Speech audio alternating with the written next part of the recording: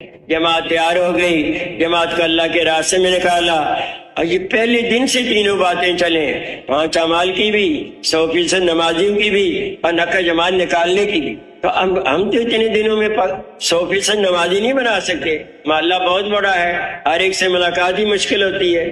تو مقامیوں کو اتنی ترغیب دی جائے، ایسے فضائل بیان کیے جائیں کہ وہ اپنی ترتیب بنائیں اور ترتیب سے گشتیں کریں، تاکہ 100% نمازی بن جائیں، 5 اعمال پہ کھڑے ہو جائیں۔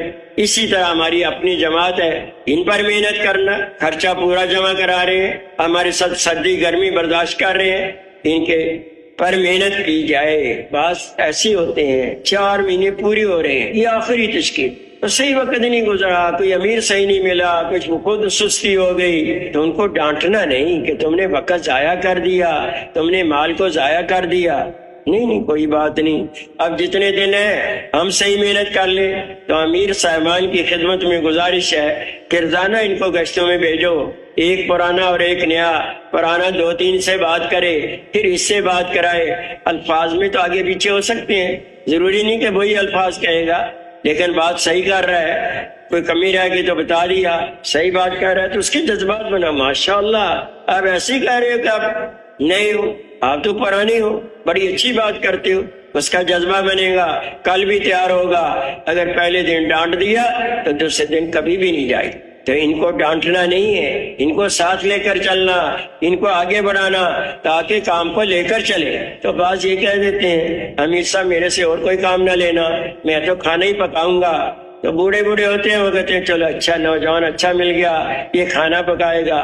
نہیں، مقامی اس انتظار میں ہے، ہمارے اتنے ساتھی، ہمارا ایک ساتھی 4 مہینے میں گیا ہوا ہے، واپس آئے گا تو کام کرے گا، واپس چلا گیا، اللہ 4 مہینے لگا کر اللہ کی شان اسی دن ان کا مقامی گشت تھا۔ چلو بہت اچھا ہو گیا، آپ آ گئے، آج تو آپ کا بیان ہونا چاہیے۔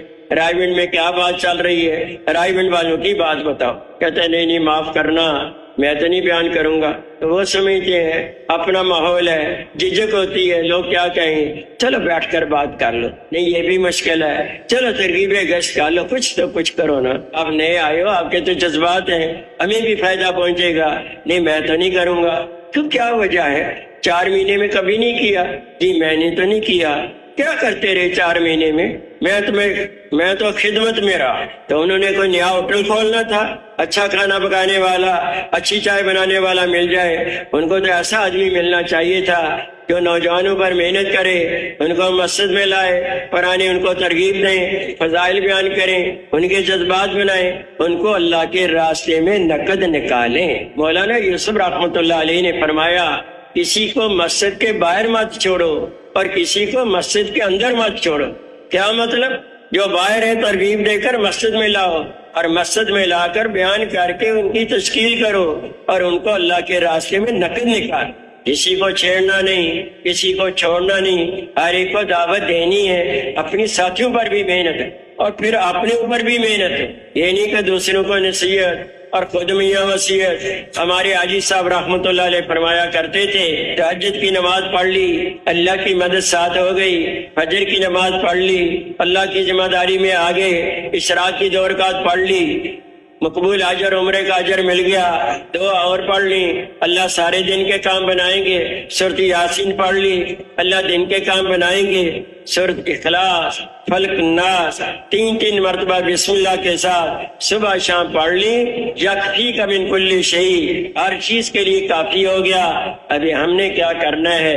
ایک ایک کی منت سماجت کرنی ہے، اس کے پیچھے جانا ہے، اپنی پگڑی ٹوپی کو اس کے قدموں میں ڈالنا ہے۔ او اللہ کے بندے، اللہ کی زمین پر رہتے ہوئے، اللہ کے آسمان کے نیچے رہتے ہوئے، اللہ کی دی ہوئی نعمتوں کا استعمال کرتے ہوئے اسی کی نافرمانی کر۔